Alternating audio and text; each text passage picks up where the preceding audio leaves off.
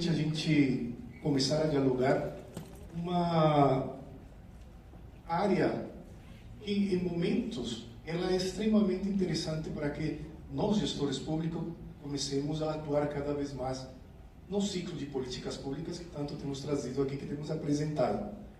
E eu fico extremamente grato ao dia de hoje pelos palestrantes anteriores, porque todos me serviram nesta construção para que eu pudesse trabalhar de maneira muito mais focada e direta naquilo que eu quero falar, dialogar com vocês. Todos os colegas anteriores eles estiveram discutindo justamente a parte de conceituação dentro do ciclo de políticas públicas, e eu estou trazendo um exemplo muito mais na prática para que a gente possa colocar de imediato.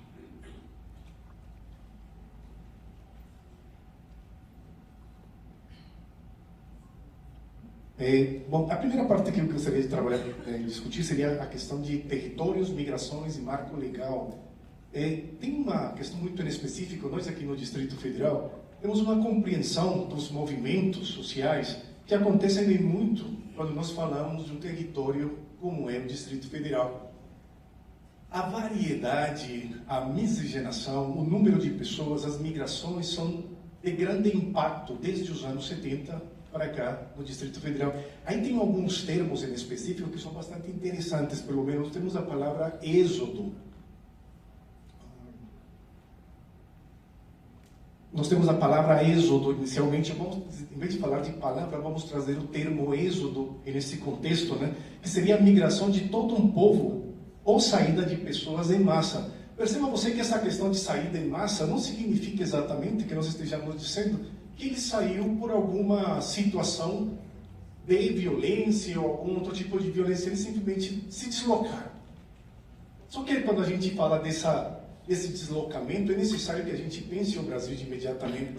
Nós somos pessoas muito novas, mas se você pensar no Brasil dos anos 80, 70 a 80, nós tivemos o maior êxodo rural da América Latina, do Nordeste para o sul e sudeste do Brasil. E, ocasionalmente, muitas dessas pessoas vieram para cá, para o Distrito Federal. Isso foi um êxodo. Aconteceu justamente pela natureza, né? Quando nós vamos um pouco mais atrás, nós temos uma questão que temos que trazer também, que é a questão da diáspora. E a gente escuta muito esse termo de diáspora, para dizer diáspora de um povo em consequência de preconceitos, né, perseguição política, não? E aí nós precisamos, então, pensar a diáspora negra. Aí nós temos alguns conceitos, né, Stuart Hall, algumas pessoas que são grandes pensadores sobre essa questão da diáspora negra e necessariamente essa migração dos negros ou essa vinda dos negros aqui ao Brasil, negros em situação de escravidão. E depois nós temos agora, mais recentemente, que vem e se apropria muito esse termo do dia a dia nosso, que é a questão da migração. Essa migração que acontece, né, aqui em especial dentro da América do Sul, e nós temos a migração dos venezuelanos. Em específico, nós temos uma massa de venezuelanos e chega maciçamente aqui ao Distrito Federal, ao Brasil como um todo. Aqui era justamente, ou seja, essas migrações, elas vão gerando aquilo que nós estamos dizendo, essas passagens de um lugar para o outro, tem um impacto econômico e justamente uma mudança de legislação que também precisa acatar essas pessoas que estão em constante movimento ou chegando para serem aceitas dentro desses territórios. Eu gostaria que vocês guardassem um número imediatamente: 900.773.474 milhões de reais. Distrito Federal. Só esse número, por favor.